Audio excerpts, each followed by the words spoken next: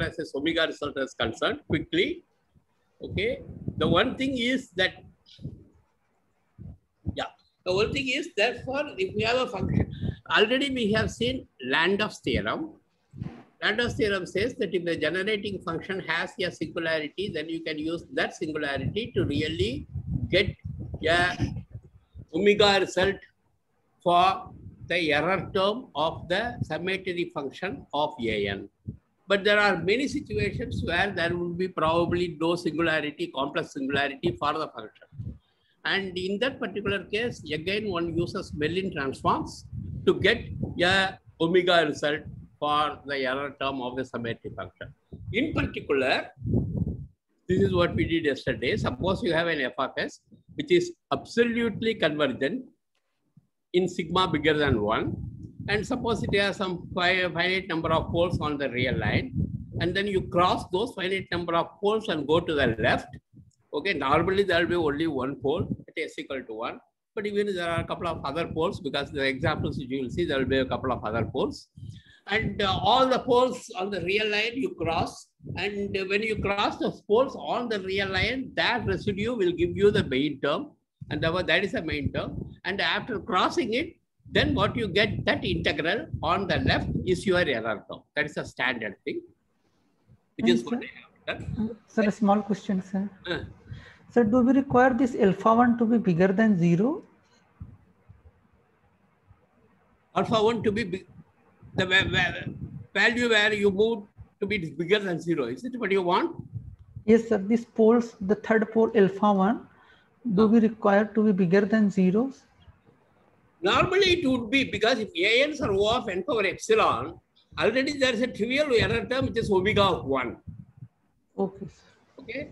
Now, in fact, you cannot get an error which is a little O of a single element. You know, if ans are O of n power epsilon, then you cannot get it. And therefore, that will be bigger than 1.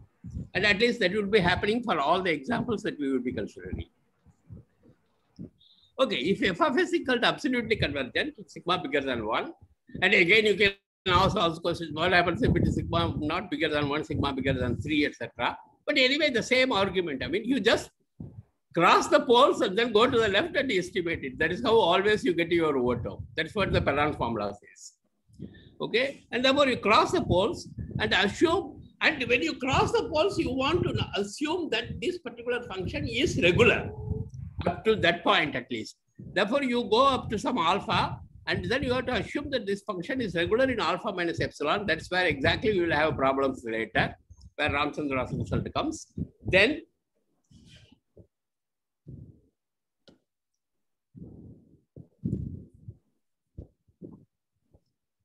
integral 0 to infinity mod ex square by x power 1 plus 2 alpha dx equal to minus infinity to plus infinity mod f of alpha plus it whole square by mod f of alpha plus it whole square.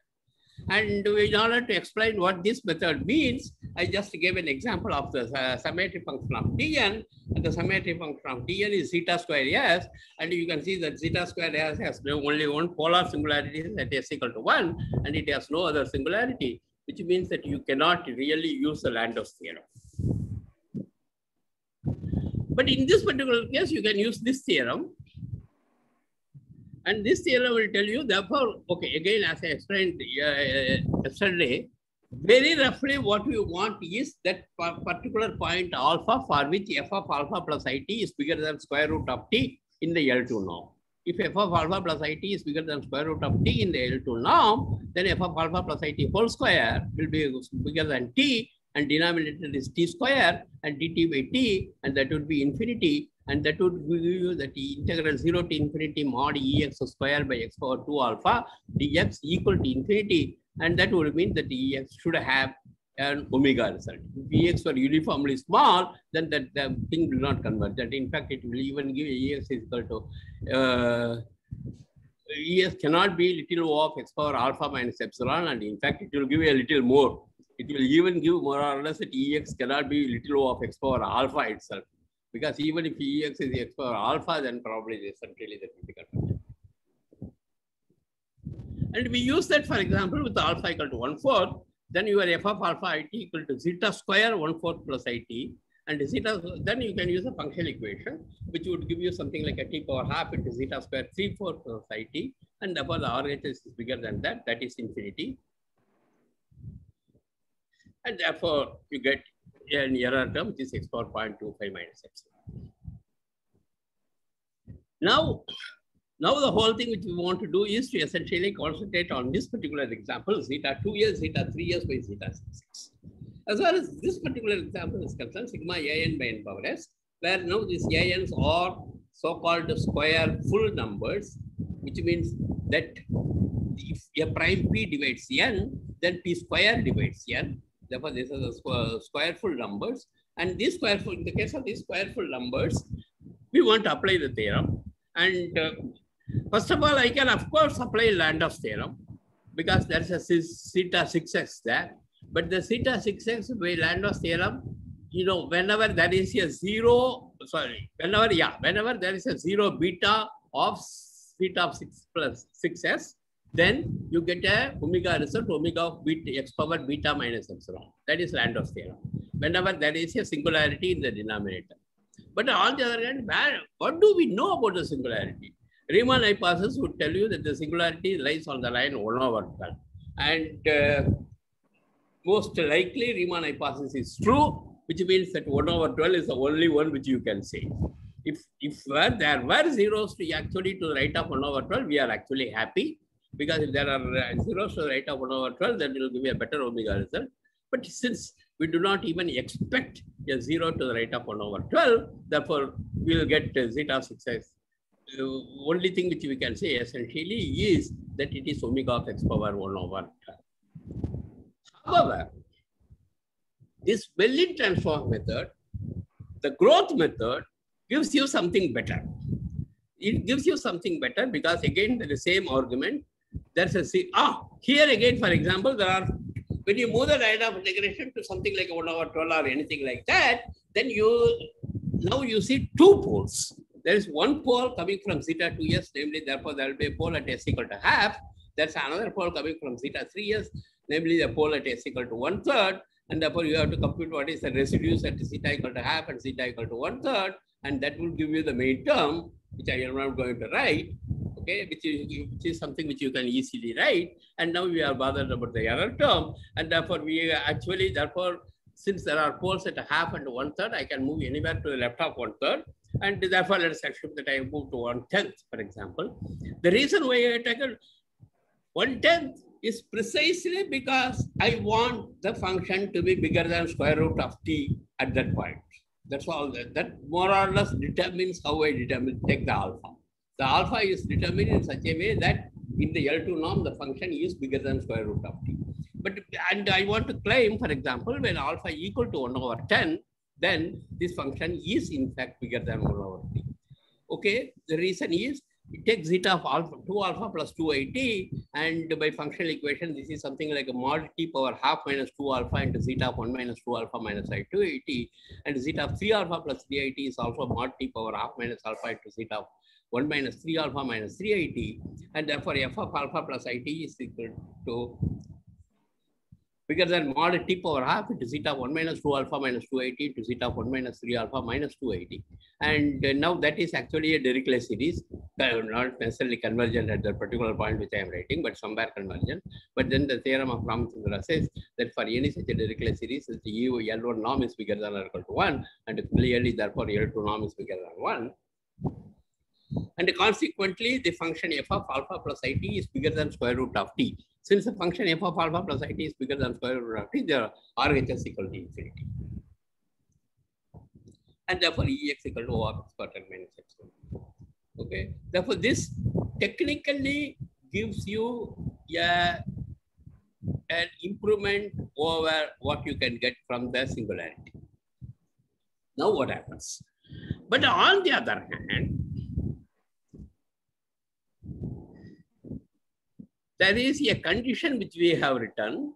Namely, if we want to go up to alpha, the function has to be regular to the right of alpha minus epsilon.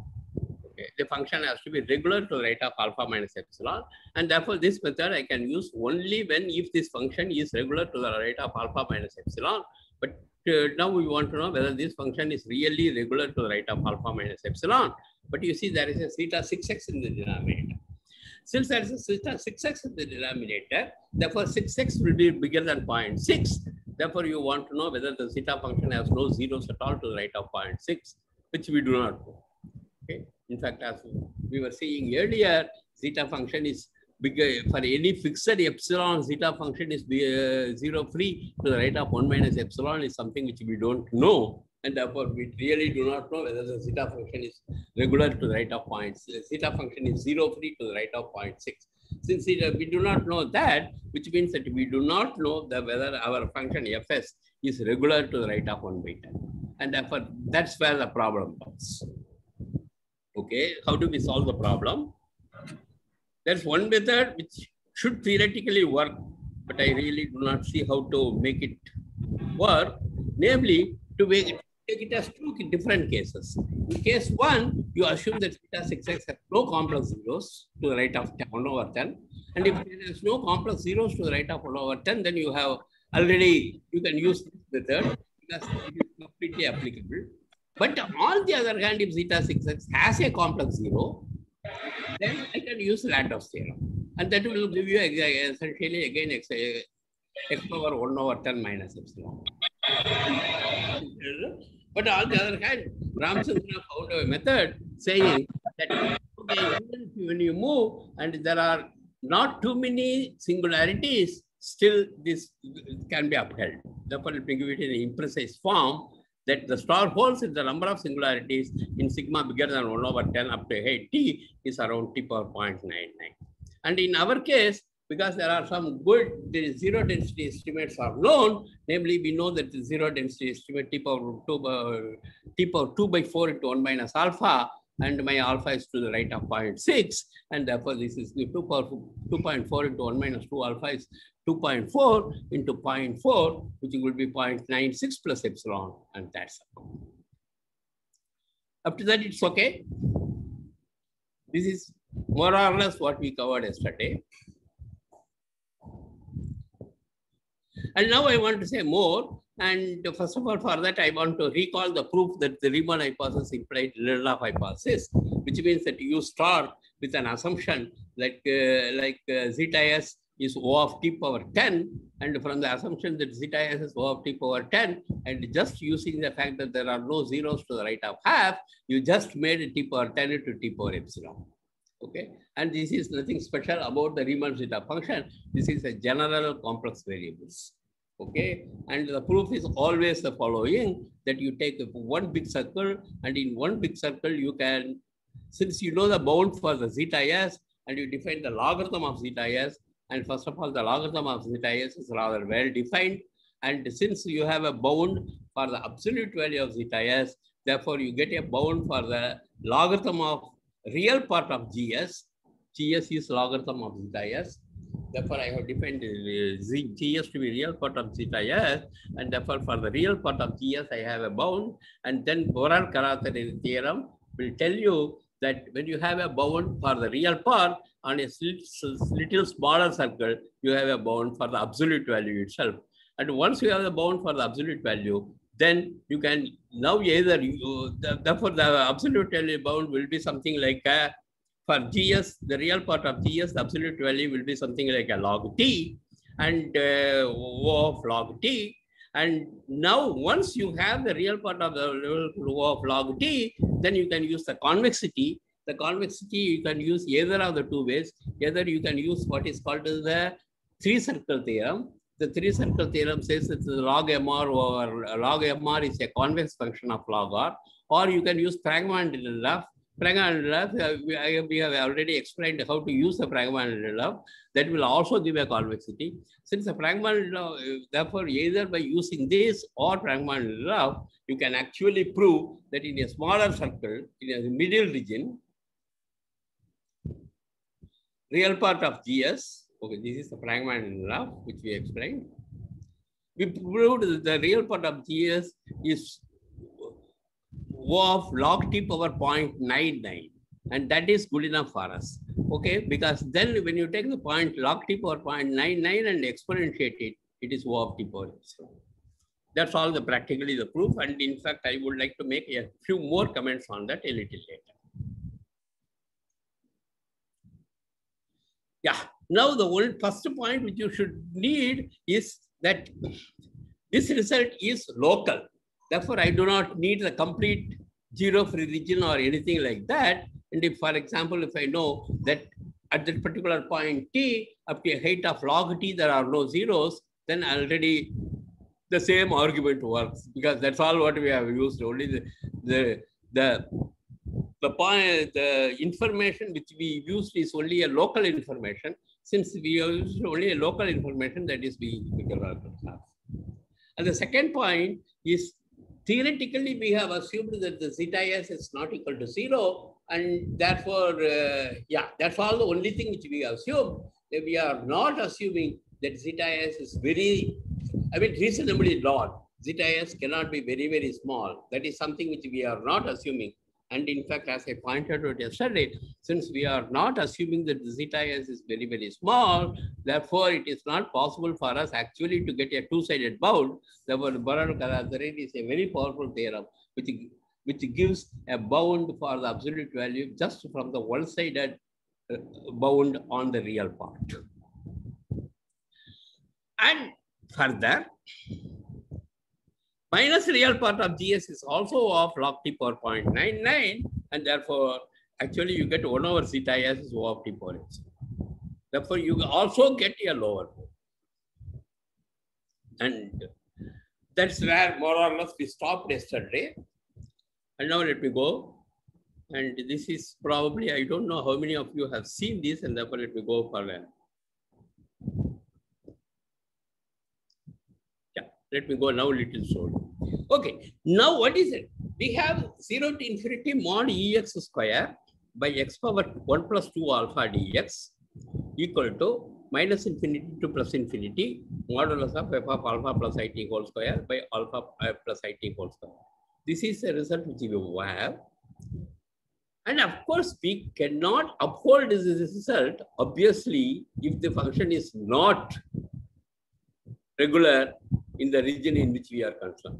Once it's not regular, then we cannot move it. But what we want is a statement which says essentially that, if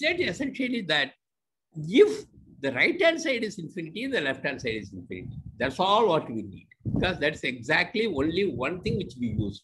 The only one thing which we use is that if the right-hand side is infinity, then the left-hand side is infinity. And therefore, we don't need any equality or any such thing, strong result, just a statement like that. Okay. And now let me explain what is Ramachandra's result. Ramachandra's result is the following. You take beta plus I gamma be a typical 0 of zeta 6x. This is because I am taking 1 over zeta 6x, and therefore this will be a typical singularity of the 1 over zeta 6x. And this singularity is a polar singularity. But I can even apply this result for functions which do not have a polar singularity, any other type of singularity. The singularity is what we have. Okay, let's say between t power 0.9 to 2t. Between t power 0.9 to 2t, you take a typical 0. And now consider the interval t to 2t. And corresponding to every such a typical 0, the imaginary gamma is the imaginary part of typical 0. You omit a length of height log t power 10. Therefore, whenever you see a 0, is that you omit that part of t to 2t of that part of t to t of a length log t power 10. Okay, which essentially means, okay. Therefore, now we are left with some, okay, we are not left with the interval, because at various parts we have cut down, and therefore whenever you see a gamma and then gamma minus log t power 10, we are cut out, and therefore we have got a union of small intervals. Okay, and how many such intervals are there? The number of such intervals will be at most n alpha t, the number of singularities which you see. Because corresponding to each singularity, you are cutting down an interval of length log t power 10. For every singularity, you are cutting down an interval of length log t power 10. But it may happen that for two such singularities, probably you will be cutting down essentially the same interval. And therefore, the number of pieces would be at most n alpha t. Therefore, you have n alpha t pieces. We will have, okay. And now, how much you have cut down? The amount of which you have cut down is n alpha t times log t power 10 at most. Because you have cut down only an interval of length log t power 10 around each beta, and the number of such betas is each gamma, and the number of each gamma is n alpha t. Since the number of gamma is n alpha t, and around that you have put log t power 10, therefore what you get is the number of pieces that you have cut down is n alpha t into log t power 10. And now I am assuming that n alpha t is essentially O of t power 0.99 or something like that. And therefore n alpha t into O of log t power 10 will be little O of t. And that means that what I have cut down is only having a measure which is little O of t. And therefore still I have a, essentially the measure, whole measure t I already have. Because I have only thrown away an interval, small bits here and there, whose total measure does not, is actually little O of t. Since I have thrown away only those with the measure which is little O of t, I am still with an interval of measure O of t. So full t, completely t with a small error. And this probably would explain a certain comments which was made at the end of yesterday, because if there were more singularities, and if I am now throwing away log t power 10, intervals, and then afterwards I may not be even left with anything at all. Okay, if there are a lot of singularities, and for with every singularities I throw away an interval of length log t power 10, and finally I may end up with nothing. Okay, which I cannot do. And therefore I have to end up still with a full measure t. If in order to understand a full measure t, I have to do. Okay. And then what do I do? Therefore, what I have now is really a small pieces, and these small pieces having a total measure. Sir, here some small doubt. Suppose if you delete the length and if you assume the n alpha t is little of t, is it sufficient? N alpha t is little of t, bounded length. Yeah. Bounded length, etc. There is a little problem which I would explain in a minute. Meaning, see, when I said that this Riemann hypothesis implied Lindelof hypothesis is a local, I don't know how, whether you can make it as local as bounded. You can make it as local as log t square or log t cube, something like that. Oh, but probably you are right. Even if the residues, if the singularities is O of t by log t power 10, you can still manage it. That should not be a problem. But then there's another problem, which is next, which I will explain. The point is, the next problem is something which I will probably come to in a minute later. Okay, and then what Ramachandra's theorem says, that integral t to infinity mod EU whole square by u power 2 alpha e power minus 2u over y is bigger than j into f of alpha plus it whole square by alpha plus it whole square dt. This is exactly what we have, namely that the left-hand side continues to be the same what we had, except now we have t to infinity, and I don't think that should make a difference. So therefore, the left-hand side continues to be what you have, t to infinity is no problem. And right-hand side is now the integration is only over all those pieces put together. Okay, therefore, whatever I have thrown away, I have thrown away. Okay, okay. Therefore, let me just explain this funny thing in a minute.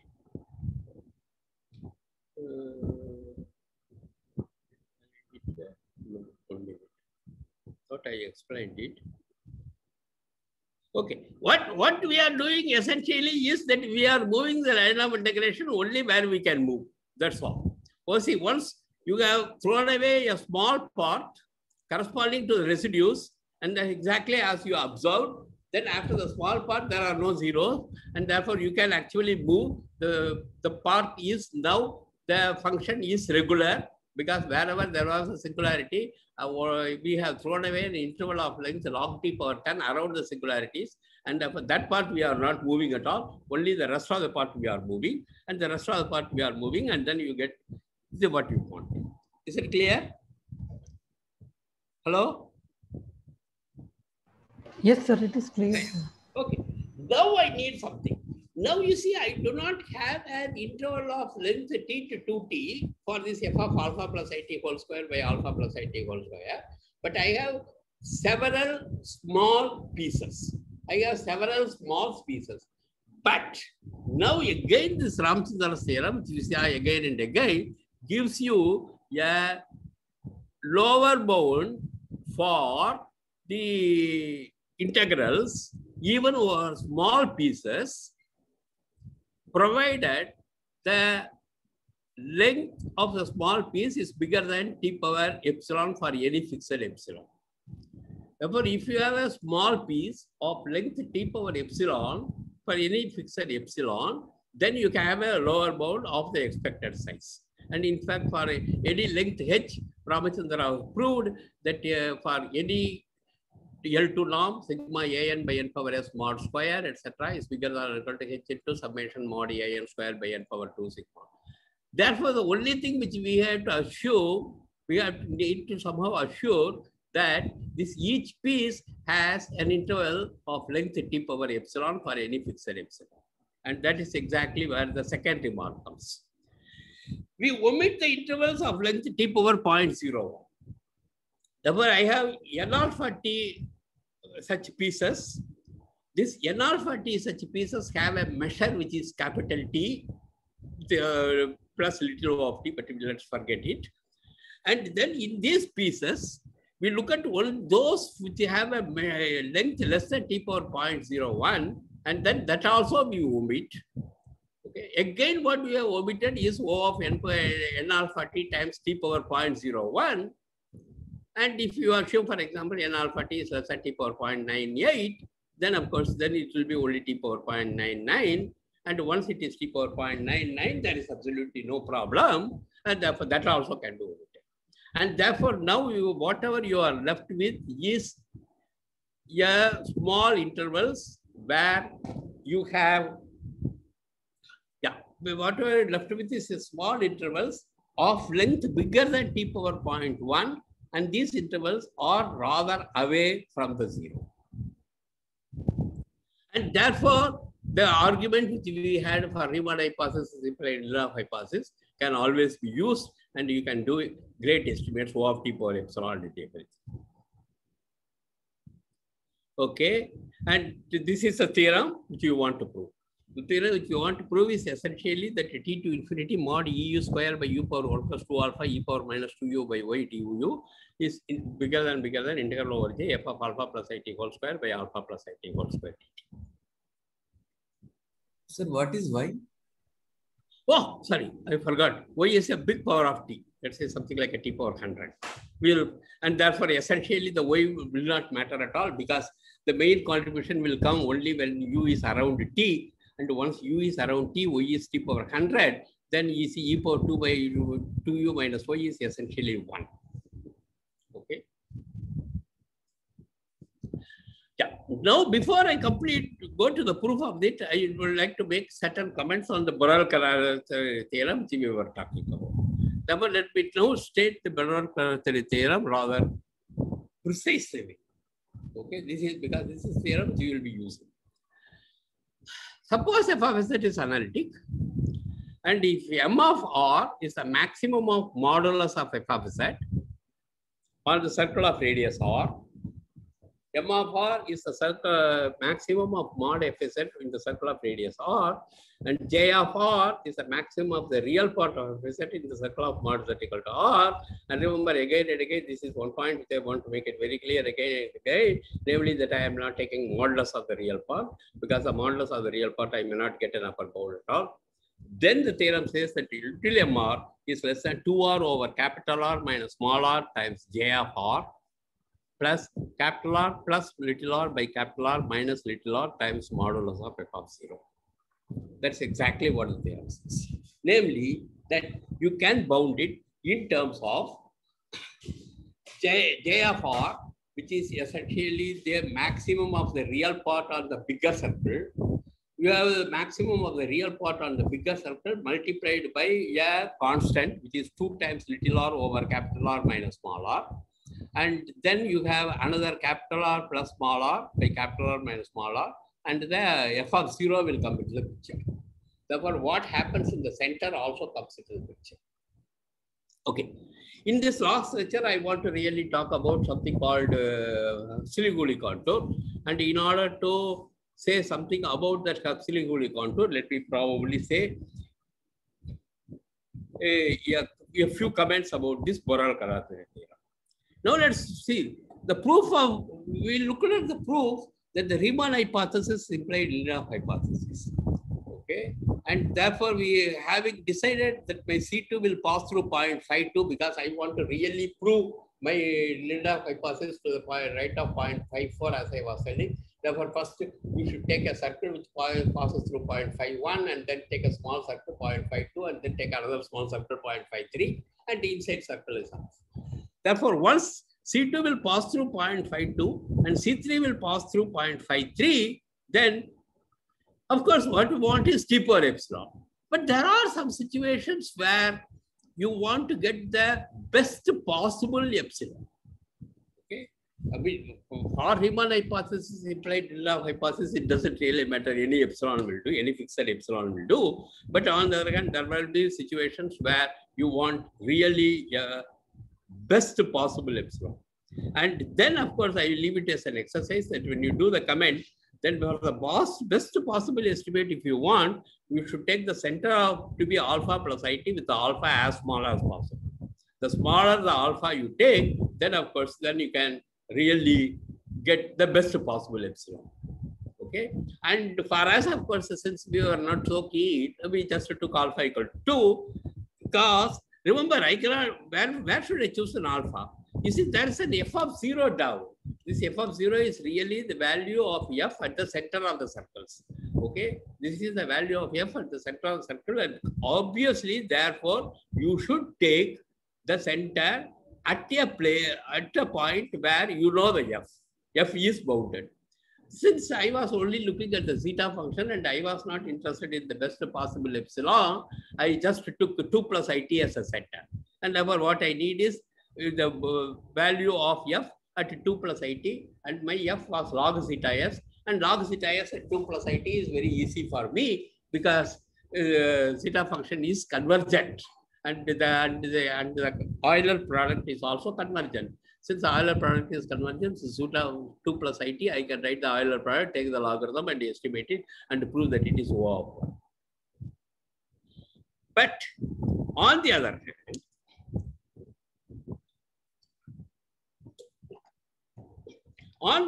therefore, we took 2 plus IT since we have information and the logarithm of zeta of 2 plus IT. On the other hand, Ramachandra, for the Huxley-Gouldie contour, wants to take alpha as close to 1 and he takes alpha equal to 1. Okay? Sir, I have some small doubt here. So, from Riemann zeta function, if you subtract one more s minus 1, then that will be analytic at s is equal to 1. Correct. And yeah, if you use instead of zeta, if you take this function, you can take alpha. Means you will have a problem because you won't take the logarithm, and you are using the fact that it has an Euler product and so on and so forth. Oh, okay. So this function, you cannot. But 1 over s minus 1 will play no role at all because you are looking at large T. Yes, but no. Okay, we are worrying about. Let me again explain. You see, we saw that our proof of Riemann hypothesis implies Lindelof hypothesis purely a local effect. We are only saying that in the interval of length log T around that particular point, there are no zeros. And therefore, this 1 over s minus 1 will play no role at all whatsoever in the analyticity. Because I am just looking only at the local effect. Is it okay? Okay. Okay. Therefore, I am looking at the, see, if you want to prove Riemann hypothesis implies Lindelof hypothesis, I am only using it as a local affair, which means that I am having a region of length, let's say log t power 20 around t, and I am assuming that in that particular region, the zeta function has no zeros. And once zeta function has no zeros in that region, okay, and then that's all the information which I need, which I am arguing. And therefore, the fact that it has a pole at s equal to 1, etc., will have played no role whatsoever in our argument. And therefore, there is really no point in subtracting the 1 over s minus 1, and it will not help you anyway. Okay? Yeah. Now we go to the Huxley-Gouldie contour, because I am going to talk about that. But anyway, before that, of course, I will give the proof of the Ramachandra's theorem. But Huxley-Gouldie contour alpha 1, and there Ramachandra needs the best possible. Therefore, this is something which I want to leave as an exercise, which I will be using in the next lecture. Namely, for the Huxley-Gouldie contour, Ramachandra takes alpha equal to 1. That means essentially, instead of logarithm of zeta of 2 plus it, you will need a logarithm of zeta of 1 plus it in the Borel-Karathari inequality, essentially because there is a mod f of 0 there. Therefore, the Borel-Karathari inequality says that if f is a function which you are taking, you should know something about the value at the center. Okay, and the value at the center is f of 0. You should know something about that. And my f, which I am using Borel-Karathari theorem, is essentially by g, which is log zeta s. Yeah, that's a function for which I am using it. And therefore, for the log zeta s, then one should probably have a good bound function. And this is also another nice trick, not necessarily due to Ramachandra, this is probably already well known. But anyway, I thought I would explain because I want to more or less hand wave this proof and use the next lecture. Therefore, let me give the hand waving proof. I want to prove that the logarithm of zeta of 1 plus it is O of log log t. How do I prove logarithm of 1 plus zeta plus 1 plus it is O of log log t? See, earlier, of course, when I was trying to prove the Riemann hypothesis implied Lindelof hypothesis, I had logarithm of zeta of 2 plus it. And to prove logarithm of zeta of 2 plus it is O of 1, as I was telling you, is rather trivial because zeta function has an Euler product, which is very nicely convergent, and then take the logarithm, I take a trivial estimate. But I cannot do it now because the zeta function does not vanish at 1 plus it. Okay, therefore now let's see the proof. Again, I am using always the gamma function. You consider this integral 2 minus I infinity to 2 plus I infinity logarithm of zeta of s plus w gamma w x power w dw. This is the function which I am taking. On the one hand, this integral, this logarithm, you see, I am now taking real part of w equal to 2. Since the real part of w is equal to 2 and the real part of s naught is 1, therefore the real part of s naught plus w is 3. Therefore, I am in the region of convergence as far as s naught plus w is concerned, and therefore I can use the expansion for the logarithm, which is summation little lambda n by n power s naught plus w, where we have already seen that the little lambda n is 1 over m if n looks like a p power m and 0 otherwise. Then you put that and then gamma w x power w dw, and then this is the Belli transform. This is the Belli transform of lambda n e power minus n over x by n power s. This Belli transform is what we saw yesterday again. Integral gamma w x power w dw is equal to e power minus 1 of x. And therefore, this integral is lambda n by n power s naught e power minus x. On the other hand, you move the Laplace integration to the real part of w is minus 1 over log square t. And you chose your x to be exponential constant times log square t log log t.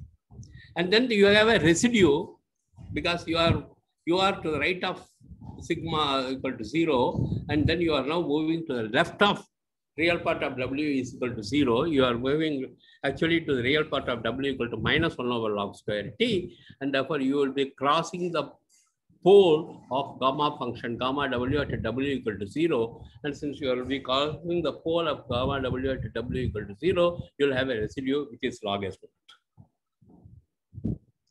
Okay. And now I want to say that on the left-hand side, the vertical, on the left vertical, the value, the integral is very small. The left vertical, the integral is very small because this x power w when w equal to minus 1 over log square t is exponential of real part of w times log x, and the log x is actually chosen to be log square t log t, and the real w is minus 1 over log square t, and therefore that will give you an exponential of minus constant times log t, which is log t power minus c, and log t power minus c will eat away everything.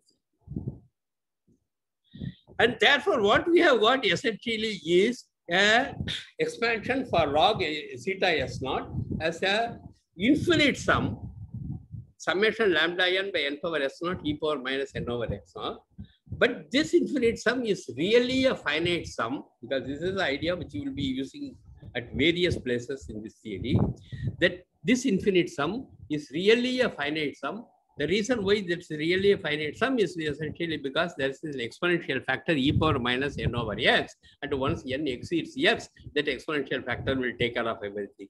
And therefore, the only thing which will remain is essentially lambda n by n power s naught, n goes up to x. And once n, and that, now we can take a trivial estimate, which is summation lambda n by n going up to x, and the lambda n is essentially 1 for the primes, and the prime powers won't contribute anything, and therefore this is really, and for non-primes lambda n is 0. I mean, of course, the prime powers etc. will not contribute. Therefore, this is summation 1 over p, 1 over p not exceeding x, and you know already that summation 1 over p not exceeding x is O of log x, and therefore now that is a log zeta s naught is O of log x, and substitute that. Therefore, x is exponential constant times log square t log t. When you take one logarithm, you will get a logarithm of x, and that would be c times log square t log t. You take a double logarithm, then you will get a log t, and this log t is precisely what I have. And therefore, what Ramachandra does is essentially that he has a bound on log zeta quantum set. And now I give you an exercise. This is what I will be using. Choose that a be equal to some epsilon, a small epsilon, b is equal to 1 minus epsilon. Assume zeta s has no zeros in an interval of length log square t around t, and an interval of length log square to 50 log square t, it has no zero. Then when you choose a d arbitrarily, it's a 2a less than or equal to d less than or equal to b, and then if you are looking at the region sigma equal to alpha plus d into 1 minus alpha, then the logarithm of zeta plus sigma plus it. This logarithm of zeta sigma plus it is precisely the function g, which I did in the proof of Riemann hypothesis implied Lilov hypothesis. Therefore, this is the g of sigma plus it equal to O of log t power 1 minus d power 1 minus 2a times log t. Now, let me explain a little more carefully what I was doing.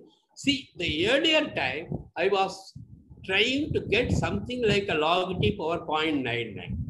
And if you want to be interested in log t power 0.99, that's all what I was interested as far as the proof of Riemann hypothesis implied Lilov hypothesis is concerned. It doesn't really matter. I can take the center anywhere I want, etc. But for this Huxley contour, Ramachandra needs a very fine estimate of log t. He cannot manage with the log t power 0.99 or something like that. He needs an estimate of the form log t power 1 minus d by 1 minus 2a, which is really the best possible under the given conditions. And that, in order to get such a fine estimate, not something like a log t power 0.99, but an estimate of the form log t power 1 minus d by 1 minus 2a, then of course you have to use this argument. And okay, this is an exercise. I will give you the hint. The first, we take the 4 circles. Now we are taking the center at 1 plus it, and the bigger circle C1 is something which cuts it on the line alpha plus a into 1 minus alpha, and C2 is a little smaller circle which has a tangent at the line alpha plus 2a into 1 minus alpha, and then of course you use the convexity. For this convexity, you can use either the 3-circle theorem or Frank-Mann-Lilov theorem. And for the details, I will ask you to look at this Ramachandra's paper. Oh, I have not even given any references. Okay, probably I will talk about that. And now finally we come to Ramachandra's proof.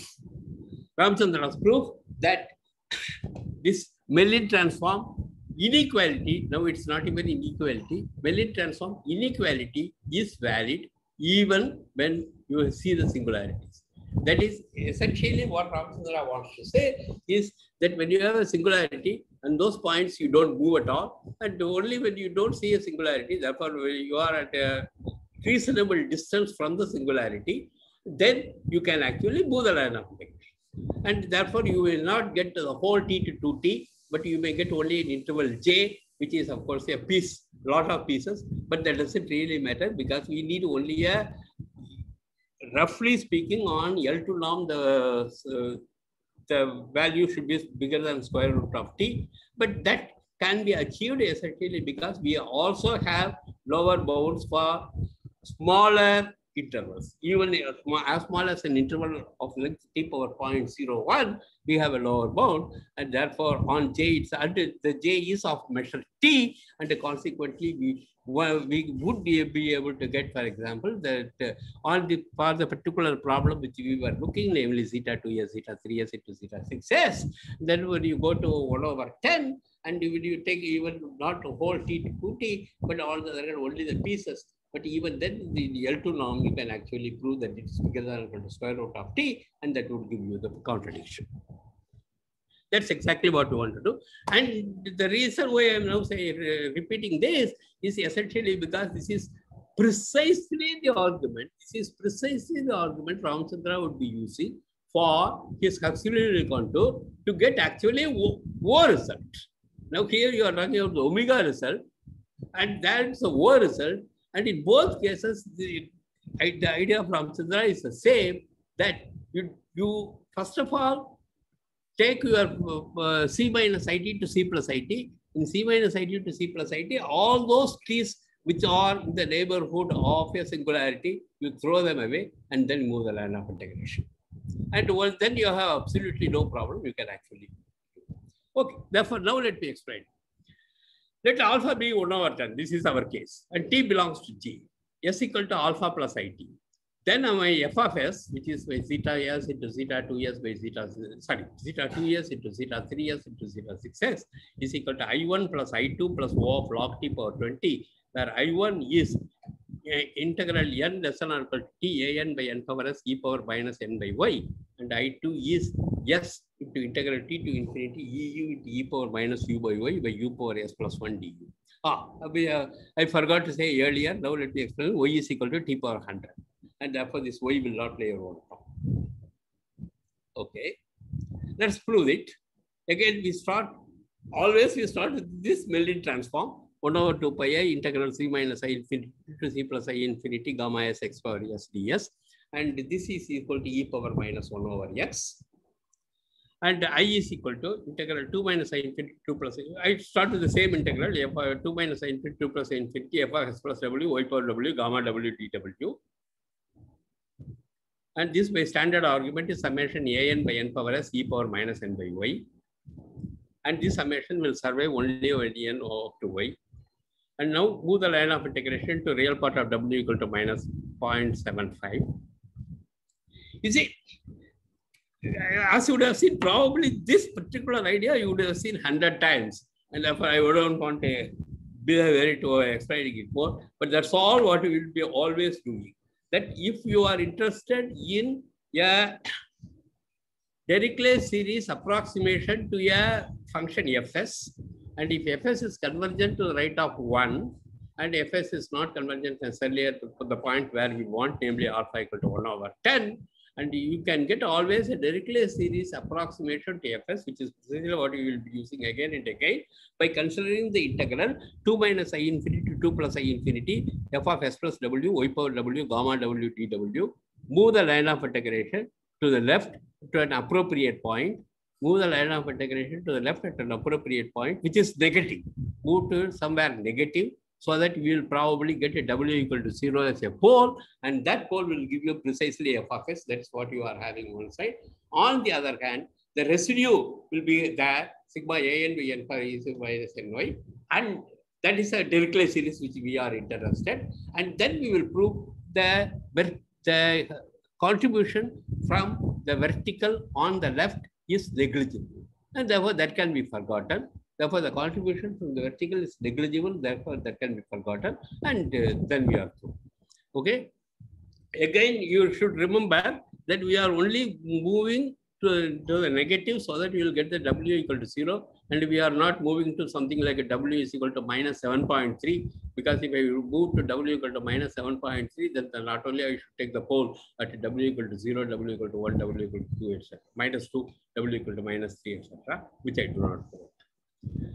But in any case, even though I am not using the thing, but suppose in your application, you feel that you want to move to W equal to minus 7.3, and then you have to bother about what I am going to do with the poles at minus 2, minus 3, etc. But the same idea can be used by not putting the kernel gamma W, but by putting the kernel gamma W by 10. If you put the kernel gamma W by 10, and essentially then the same integral you can consider. And if this gamma W by 10, when you move even up to W equal to minus 7.3, then you will have only one single pole, namely W equal to 0, and the poles at W equal to minus 1, etc. will not come. Therefore, in other words, when I say that when you use this gamma function as your kernel, and when you want to move to the left, practically always you can move to the left wherever you want, where you will be able to get a good estimation, you can move. Anyway. And now that we want to prove that the real W equal to minus 7.5, and then the residue is f of s. On the real W equal to minus 7.5, you get this very trivial, it is very small, because the integral is small, because I am now taking my y to be something like a t power 100. And therefore, in this integral, in the integral I, which is f of s plus w, y power w, gamma w, dw, and w equal to minus 0.75, y is equal to t power 100, and therefore this gives you t power minus 75, and that is something which is good enough to eat away. That is exactly the reason why I took t to be rather large, so that y to be rather large. Since I have taken y to be rather large, I can eat away everything. Therefore, my f of s, I have got a Dirichlet series approximation. This f of s, which is Dirichlet series approximation, which is summation a n by n power s at e power minus n. And again, I'm not going to talk much about that, but since we are now still talking about Ramachandra's contribution, let me make a point. This kernel, gamma w, is something which he has successfully used many times. And this kernel has only one problem compared to the standard Perron's formula, namely f of s plus w, y power w by w, dw would be the Perron's formula. And if you take the Perron formula f of s plus w, y power w, dw, then of course you will not get this e power minus n over y. You will get exactly sigma a n by n power s. Okay. Therefore, this e power minus n over y, it will give you, I mean, it will make slightly difficult things difficult to handle. But on the other hand, however, this gamma w being an exponential decay actually helps you in many situations. And therefore, you putting this e power minus n over y is not really a serious problem. And the reason why I wanted to say was, the Ingham proved the fourth power estimate for the Riemann zeta function. Zeta of half plus it power 4 dt is asymptotic for log t power 1/4. Probably you can look at this Montgomery's book for good exposition of that. And that always goes from the functional equation, approximate functional equation. Therefore, you take it as a 2 summation n not exceeding square root of t by 2 pi plus chi s into summation n not exceeding square root of 2 pi. And then you have the problem is this range of summation is the t is the same as the range of integration. You get various problems in interchange of summation, etc., etc. And then Ramachandra gave more or less a very simple proof of another approximate functional equation, okay, which is from L infinity point is not very good, but very good from the L2 point, and which again we have used the kernel e power minus n over y. And in this approximate functional equation, it was not necessary to break it to n lesser or equal to square root of little t by 2 pi, but you can actually break it to n lesser or equal to square root of capital T by 2 pi, and therefore your problem of interchanging etc. would not come into the picture at all. And that is one place again where he has used this idea of e power minus n over y to really do the things much better. Okay. And now, therefore, what we have done is we have taken my f of s and then we have written as n equal to 1 to infinity a n by n power s e power minus n by y. And this is what we want to really simplify. How do you simplify it? And there is something called Riemann-Stieltje integral, okay, which most of you would have seen. And therefore, let me just state what that thing is. That is, if you have summation a n f of n, then this is exactly equal to the integral of f of t, t of st, where st, oh, I'm sorry, st is a symmetric function of an. Okay, this is not, an has to come some.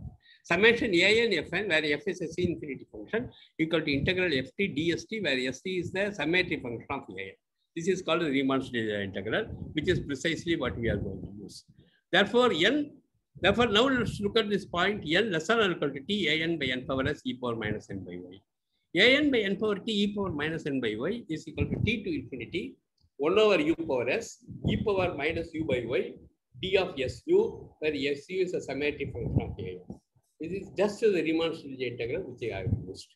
And that is equal to t to infinity 1 over u power s e power minus u by y d of mu plus e, where mu has, okay, where mu is the main term and eu is the error term. And what is the main term? We have already seen the main term comes for our function theta 2s into theta 3s by theta 6x. The main term comes from the pole at s equal to half and s equal to 1/3. And therefore, mu will look like a c1 times u power half plus c2 times u power 1/3. And rather surprisingly, the contribution from the main term to this integral is negligible. The contribution to the error term is the only one which is surprising.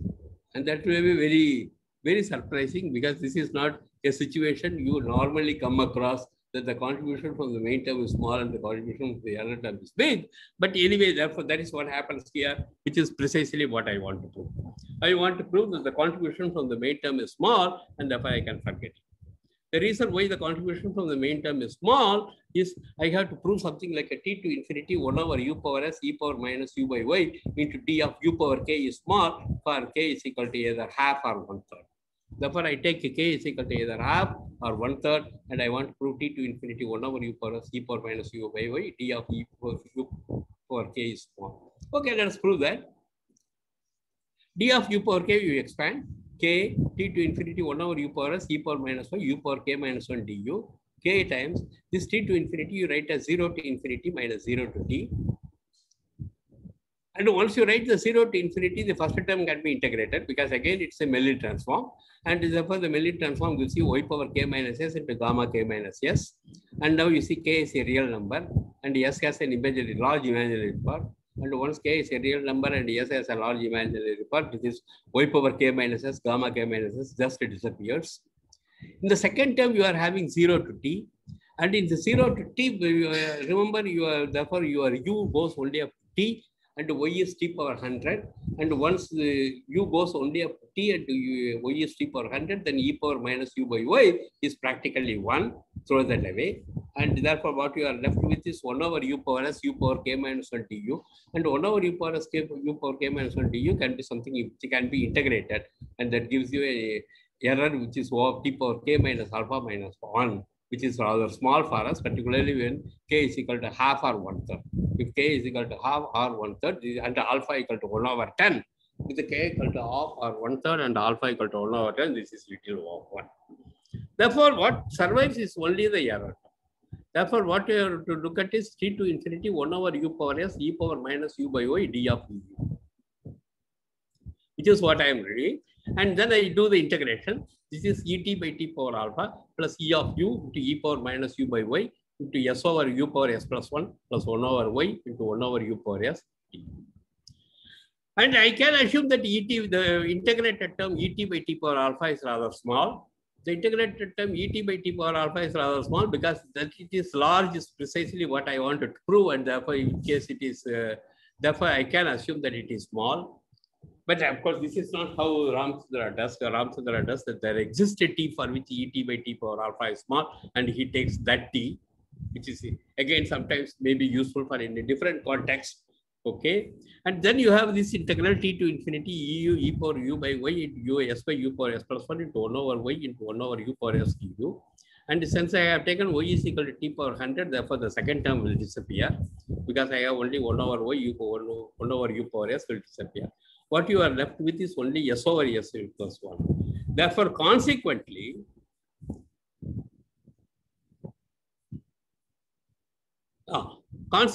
this is what the statement which you wanted to prove is.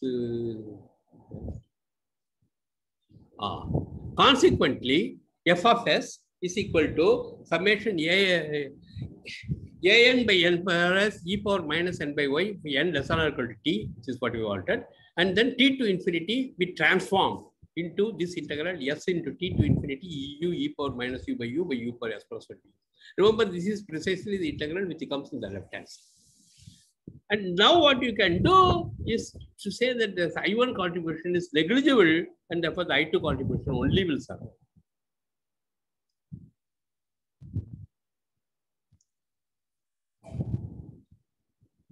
And therefore, what we have got is real part of s equal to 1 over 10. T in j, this is important, T in j, because I am only taking T in j so that I am rather away from the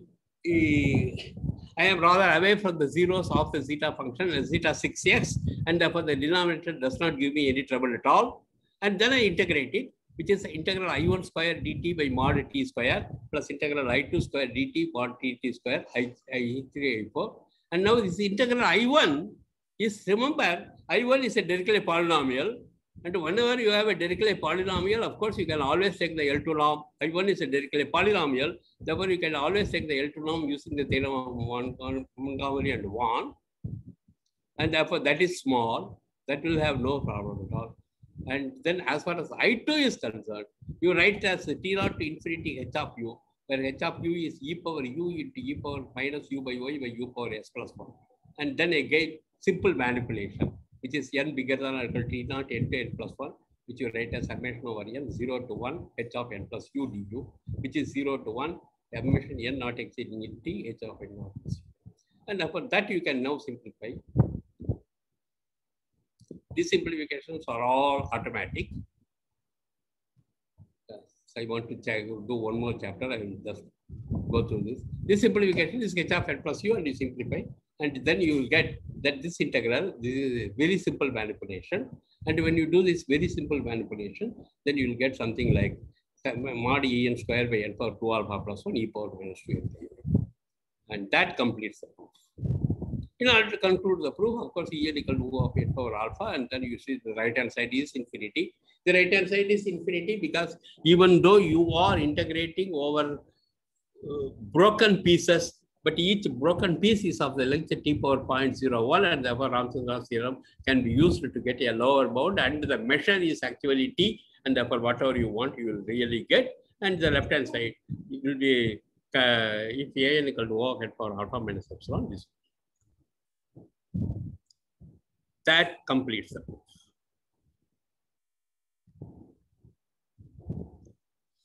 Okay, this is the next chapter, and then I want to do one more chapter. Can I go ahead? Yes, sir. Yeah, I'll try to finish the chapter rather quickly. But let me make a few comments on that. And unfortunately, I have not given the reference to this. And therefore, in order to understand it, probably you can look at these papers of Ramchandra, which deal with the omega results. And also, there was an expository paper by Kulitner and Novak on this work. And then there was another expository paper by Schinzel, who was looking at Rn square, where Rn is the number of representation of n as sum of two squares. Therefore, he took Rn as the number of representation of n as sum of two squares and summation Rn square, which he was doing. And the generating function turned out to be zeta s times ls whole square divided by zeta 2s. And then obviously that function is bigger than square root of t at even at t power 3 by 8, and therefore he got another omega result of t power 3 by 8. And there is also another expository article by Shankar Narayanan and K. Srinivas, but where they don't talk about this zeta s, zeta 2s by zeta 6x, but they talk about a different problem called the number of abelian, non-isomorphic abelian groups of order n. Therefore, you take sigma an by n power s, where an is the number of non-isomorphic abelian groups of order n, and then for that function, they write a generating function and prove the same idea. Then we go to the next chapter. Sir, can this theory could be generalized to the higher order L functions like modular forms and? Sure.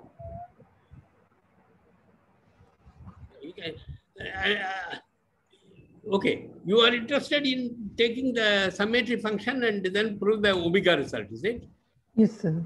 I think it should work because there is really nothing which has been used. You need density estimates. Positive. Okay.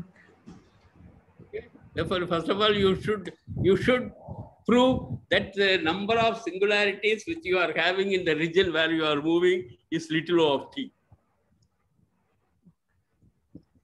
And unfortunately, I don't know whether such results are known in the much generality. I think there are some much general results are known, but they may not be so strong, sir. I think. Yeah, they may not be very strong. I mean, because for example, as in our case, for example, we want to move to the point to the right of 0.6. When you want to move to the right of 0.6, and you really needed the number of singularities is little o of t, and therefore you need a density result which will say that the number of zeros is little o of t, and then the density result which you have is t power 2.4 into 1 minus alpha, and 2.4 into 1 minus alpha is little o of t. But if you don't have such a strong result, even if you had a 2.5 into 1 minus alpha, you could not have proved it. Okay? Even 2.5 into 1 minus alpha, you could not have proved it. That's the problem. Therefore, see, Ramcha's theorem essentially, the original idea is just the Plancherel formula for the Mellin transform. Okay, I mean, that's the thing. That is a classical. It's not Ramchandra. That is very classical. The Plancherel formula for the Mellin transform. What Ramchandra did was that if you are interested only in the lower bound, you can still use the Plancherel formula even if there are not too many singularities. That's all. And therefore, those cases where there are no singularities, okay, Ramchandra's proof is not anyway better than the earlier one.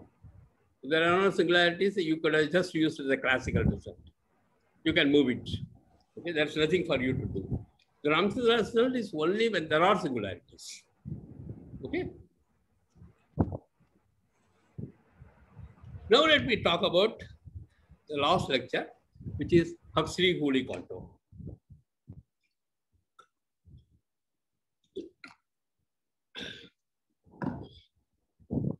The theorem which you want to prove is that if h is bigger than x power 7 by 12 plus epsilon, h is less than or equal to x, then psi of x plus h minus psi of x equal to h. And this is again a classical result. This is not Ramchandra's thing. This is a classical result, and it is usually proved by what is called an explicit formula. Therefore, you have an explicit formula for psi x, which is psi x is equal to x minus summation x power rho by rho with mod rho less than or equal to t with a small error, and you subtract. Okay, but Ramchandra gave a different proof, and this different proof is what we want to talk about. Okay. And again, the same thing which I want to say is that this different proof have certain advantages. Okay. Okay, what does he do? He takes this integral again, the same idea which we used in the last lecture, namely essentially that you move the line of integration whenever you can, and if you cannot move the line of integration, you don't do it. And that you do it by actually breaking this interval c minus it to c plus it into small intervals of length log t power 20. Okay. Therefore, let me come to that in a minute later. Here I have explained. Yeah. What we do is essentially they consider this interval minus log t power 10 by 2 to t starting from minus half log t by 10, break into intervals of length log t power 20. I mean, I just take it, break into interval of length log t power 20, but I just want that intervals to be somewhat symmetric around the real line. I mean, not that it needs very much, but let's say symmetric around the real line. And IN is the nth interval. Therefore, I am breaking into intervals of length log t power 20 somewhere around there, with it is symmetric around the real line. Therefore, that's why I get minus log t power 10 to 2 to minus plus log t power 10 to 2 as one interval. And then I am doing that. Oh, 20 I should have done, but that doesn't matter. It is an nth interval. Similarly for the negative form. That's exactly what I do. Now I want to move. What I want to move, therefore, I am not interested in moving the whole line 2 minus it to 2 plus it. Okay, because if I want to move from the line 2 minus it to 2 plus it, I cannot move much. In fact, I think I have to need somewhere. Yeah. Okay. Okay. I thought I wrote it. Anyway, therefore, I do not move from 2 minus it to 2 plus it, because I can move only up to 1 minus constant times log t power minus 2/3 into log t power minus 1/3, because that is the only region, zero-free region, which I know. But instead, I break into intervals. Okay, I break it IN is the nth intervals, and therefore that gives you in intervals Rn minus 1, Rn plus 2. These intervals, and each interval I move. Rn alone, this length log t power 20 alone I move, and the length Rn plus 1, which is log t power 20 alone I move. Therefore, each one of them I move separately. Okay. Now the advantage is that this rectangle Rn may not have a 0 to the right of 1 minus log constant times log t power minus 2/3 to log t power 1/3. It may have zeros only at 3/4. In which case, this Rn part can be moved up to 3/4. Rn plus 1 part can be probably moved up to 0.7. Rn minus 1 part can be moved up to 0.9. Therefore, each part, if you are moving separately, therefore, you are only looking at the singularities on that particular rectangle. And up to that rectangle, you are moving the line. Okay, that's exactly what we are going to do. Therefore, let me explain. For any n, define beta n dash to be the minimum real number with the sigma bigger than beta n dash when t belongs to Rn minus 1 union Rn minus union Rn plus 1 is 0 free. Okay, therefore, now what I want to say essentially is this Rn I am moving, and then I go up to the 0 free region. But on the other hand, you know, the zeros in Rn plus 1 also may have some effect on the Rn. And therefore, I take the 0 region for all the three, Rn minus 1, Rn and Rn plus 1. And that 0 region, I move Rn. Therefore, every interval, I move as much to the left possible, so that in a rectangle and the two neighboring rectangles do not have a 0. Therefore, your thing would look like R8 will go up to some J8 prime, R7 will go up to J7 prime, and R6 will go up to J6 primes, because they will go till they meet the first singularity. Okay, and therefore it may not be 1 minus constant times log t power minus 2/3 log t power minus 1/3, but most of the time you will be able to move to even to a much longer distance. And then having moved each part, of course, in order to integrate, of course, you need a continuous path. Without a continuous path, you cannot integrate. And therefore, having moved R2 to J2 prime, R7 to J7 primes, and R6 to J6 primes, you draw horizontals to make it as a continuous path. Therefore, you just draw horizontals so that you have a continuous path. And this continuous path is what you are doing.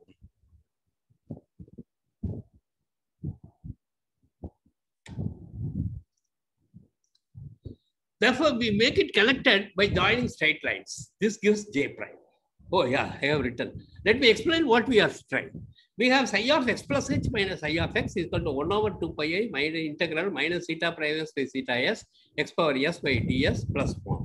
And move the line to the left as much as possible. If you do that, the whole thing you say sigma equal to 1 minus c times log t power minus 1/2 log t power minus 1/3 is where you will be able to move. But instead break it intervals and move to the left as much as you can. And now, having done that, therefore now you have this zigzag integral. Okay, this in the difference psi x plus h minus psi x, is that in the integral h to the s or x to the s? Oh, sorry, it's not x power s. You are right. X plus h power s minus x power s. Okay, psi of x plus h minus psi of x is minus theta prime is theta s. X plus h power s minus x power s by s ds. And that's what we will be using later. Okay, and then how do I plan to? You see, now I have a zigzag integral. And then how do I plan to, okay, again, let's go to Perron's formula. We normally have 2 minus it, 2 plus it, and then move the line of integration in the left, there will be a left vertical, and you estimate on the left vertical. And now this time it's not a left vertical, it's a left zigzag line. And therefore, how do you plan to do the left zigzag line? That is the question.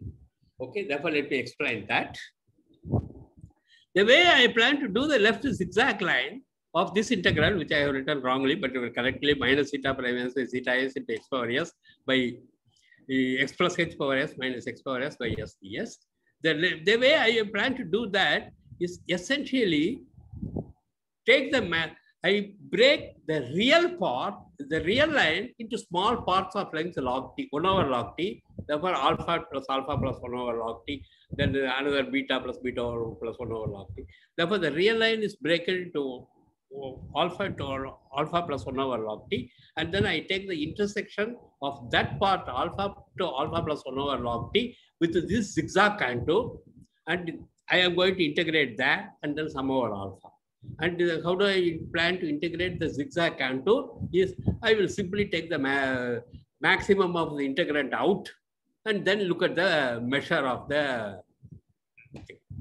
That's exactly what I want to do, and therefore let me explain it again. You take that zigzag contour, J prime, and intersect with, and look at only those parts where the real part lies between alpha and alpha plus 1 over log t, and I want to see what is the measure. Therefore, I just take the sigma plus it, the zigzag contour, where the real part sigma lies between alpha and alpha plus 1 over log t. And therefore, that I am taking, therefore, this line alpha plus 1 over log t. And in between these two verticals, whatever part of the zigzag contour lies, that part alone I take. And that part is what I will be integrating. And in order to do that integration of that part, I will take the maximum of the integrand outside and throw the maximum of the integrand outside and multiply by the measure. Now I need a bound for the measure. The bound for the measure is n alpha t into log t power 10. That's what I'm playing. The measure is n alpha t into log t power 10. This is a measure of the intersection of the zigzag contour, which is which Ramchandra calls as the Cooley-Huxley contour.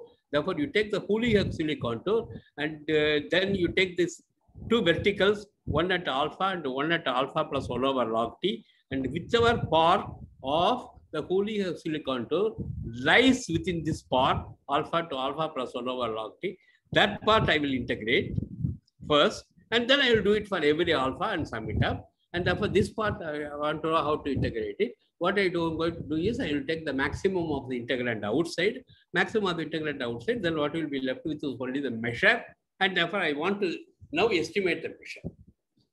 Okay, now let me estimate the measure. I claim that the measure is n alpha t into log t power 10.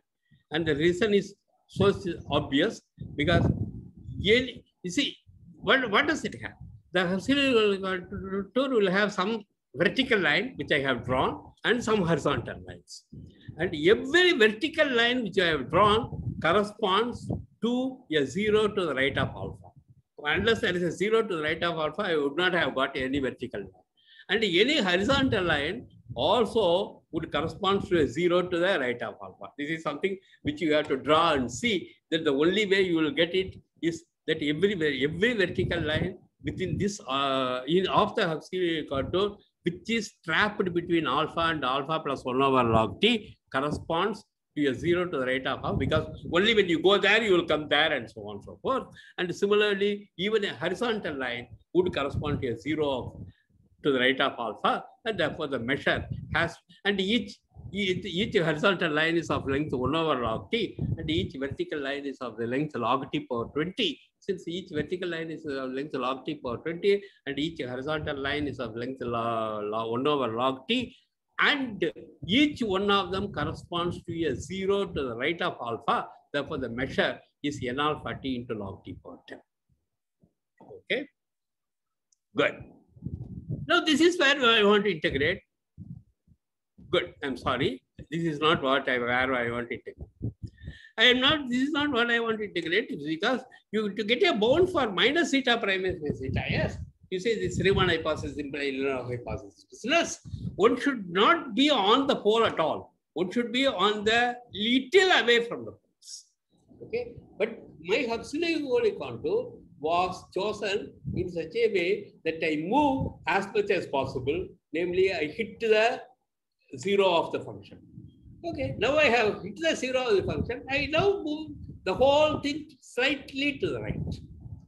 Okay, once I move whole thing, the whole auxiliary contour slightly to the right, then I will be a little away from the pole, zeros, and therefore minus theta prime s by theta s will be a little away from the pole, and therefore I can now use this idea Riemann hypothesis implies hypothesis, and therefore I can estimate minus theta prime by theta s by O of t power epsilon, or even powers of 1.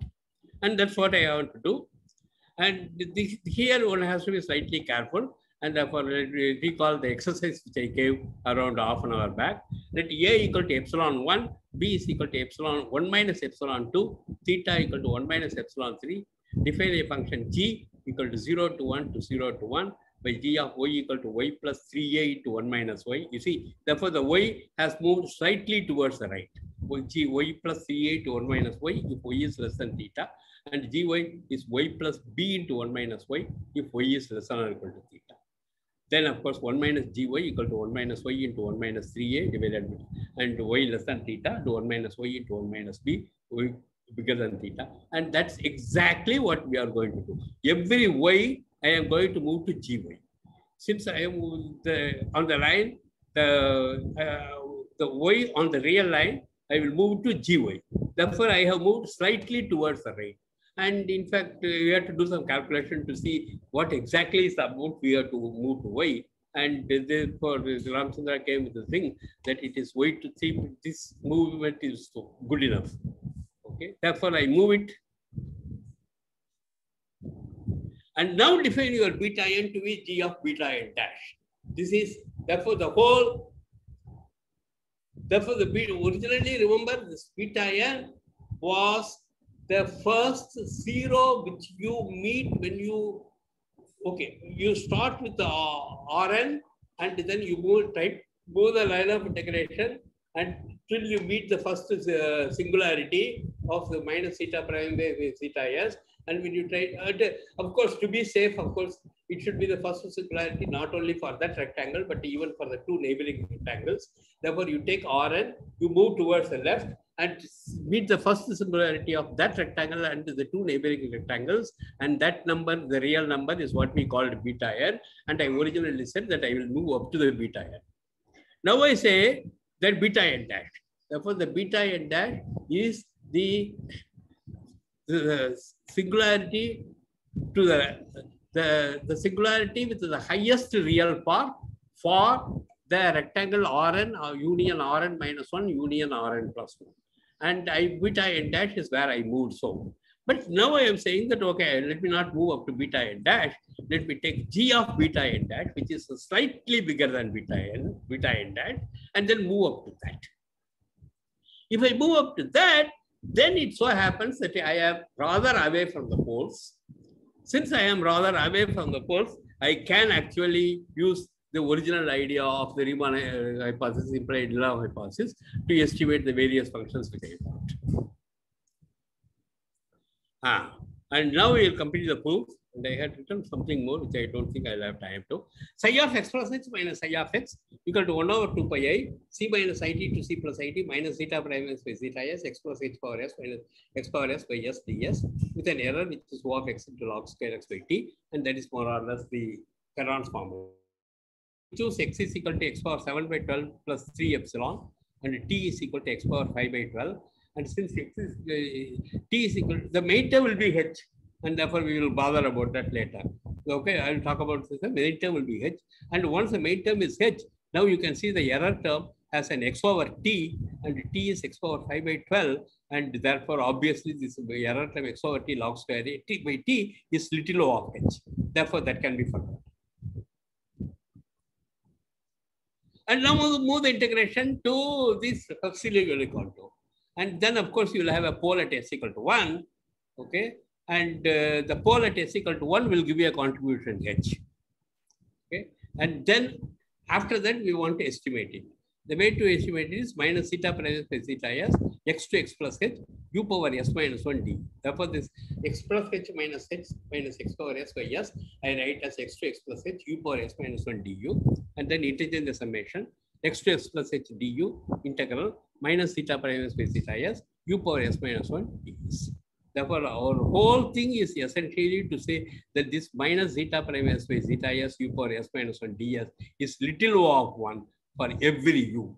For every u between x and x plus h, this integral is little o of 1 on the auxiliary contour.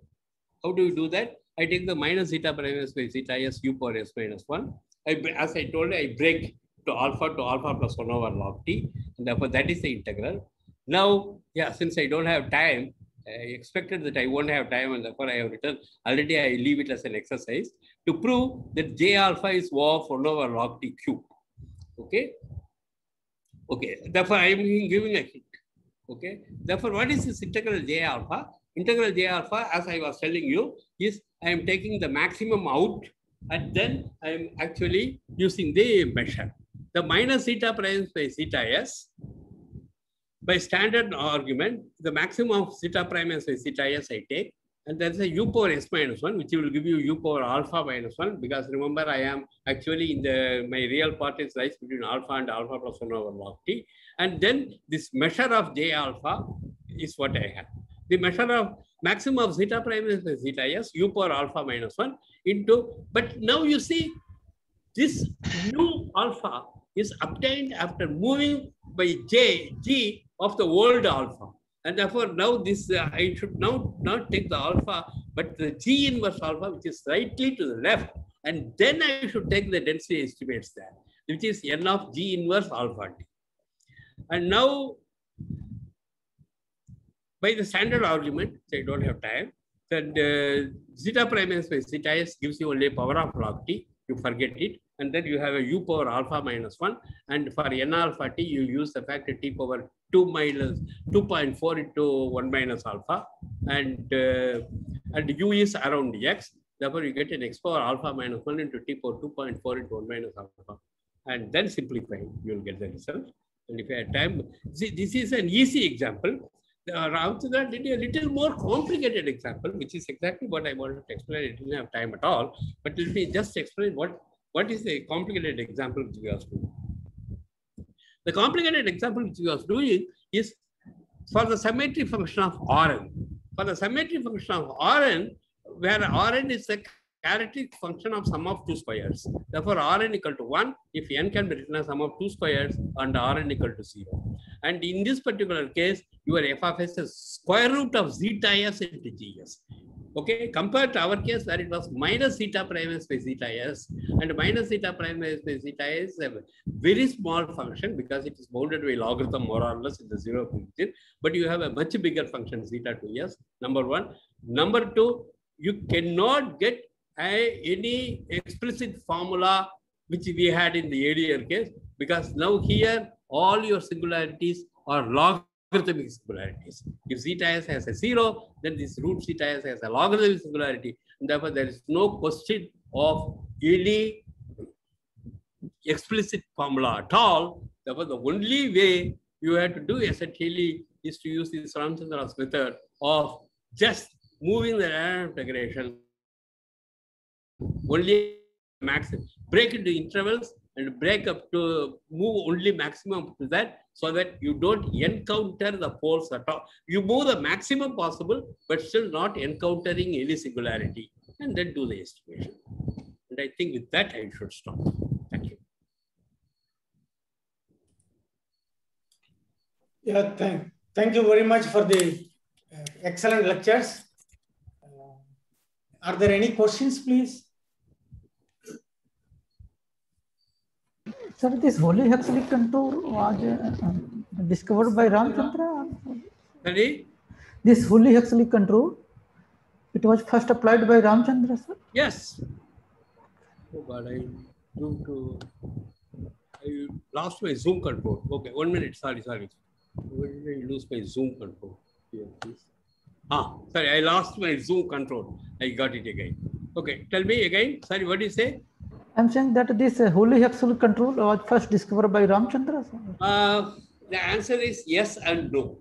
Okay, because it was, okay, what happened was, apparently, yeah, this is already written in the paper of Ramchandra, that apparently when he was visiting the Institute of Advanced Study, Princeton, and when he was working on this particular problem, Ramchandra had a walk with Hooley and Huxley, where they explained some such idea should work. You break it and move the line. But personally, I do not think they published the paper, Hooley and Huxley. I'm not very sure. I may have to check the things. But yeah, I think the first publication of that idea is due to Ramchandra. Any other questions, please? Sir, what are titles of these papers means to, how can we search? It means references. Okay, the last one is some problems in analytical number theory. And yeah, okay. Okay, I plan to send the slides in 4 or 5 days, and I can probably add the references to that also. Yes, that would be good. That will be definitely. Thank you, sir. That will be very helpful also. Hey, Shankar, do you remember? Yeah, tell me. This is a paper, some problems in analytical number theory, isn't it? I think it appeared. It also appeared in Ramachandra, myself, and Srini in Arithmetica also. Okay. But I don't remember the year now. There also precisely something is done like this. Yeah. So I think some problems in analytic number theory also maybe it should have been mentioned. I'm not sure about that. But anyway, Arithmetica surely it is there. One of the papers. Okay. Any other questions, please? Okay, if not, let us thank the speaker. Sir, one more. Sorry. Yes, please. Yes, please.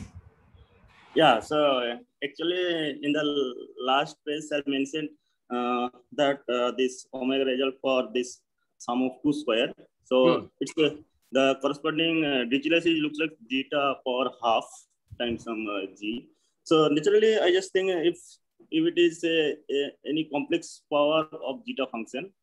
Oh yeah, you can actually do for any complex power of the zeta function, and in fact, myself, Ramchandra, and we proved something like we did something like summation ndn less than or equal to x. We wrote a paper where we but actually that also appeared in Arithmetica, I think. Yeah, there are many results. I think one is French guy whose name I just forgotten, who has also done a detailed thing of zeta s power z, where z is a complex number. Yeah, some results are already available in the literature. Tenenbaum, sir? Tenenbaum, yes. But no, but okay. Therefore, let me just say that not only Tenenbaum, somebody else also. You see, the point is that you have to, okay, there are 2 questions now. The question number 1 is that when you have a complex power, how do you get the main term? That is the question number 1. And the question number 2 is that after moving towards the left, how do you estimate it? Okay. And as far as I know, the second question, only this Ramachandran's method gives how to do that. Okay. But as far as the first question is concerned, how to get the main term, I think this is what is a so-called Selberg-Delange method. And that has been exposed by many people in many contexts. How to get the main term. Yeah, I know this book in Tenenbaum. Tenenbaum, yes. So what's the method you called Selberg-Delange method? Okay, any other questions, please? Okay, if not, let us... one more question. Like, yes, please. Instead of considering like some like representation of sums of two squares, you consider like number of representation by given a quadratic form, like symmetry function for. If you consider the symmetry function. Okay. Therefore, first of all say, I goofed a little in my notation. I used the Rn for the characteristic function of sum of two squares, but really Rn is used normally for the number of terms, number of ways of writing n as sum of two squares. And this Rn you can do. Rn is slightly complicated because sigma Rn by n power s actually is just a zeta function. Okay. But on the other hand, you can take sigma r square n. That's exactly what I was trying to say. And that has been worked out by Schinzel.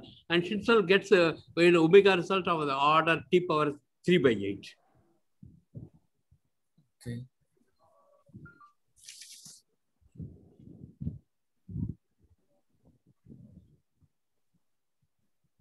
So you were saying that this kind of this method is helpful studying the short sums, is it? Yeah, this is very powerful for studying the short sums, and not that powerful when you want to study a long sum. No. Okay. If you want to study a long sum, you have to go to the standard method. This is more powerful to get to study short sums. Okay. Thank you, sir. Any other questions, please?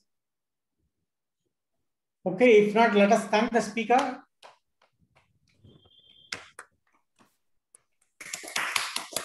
Okay, next lecture starts at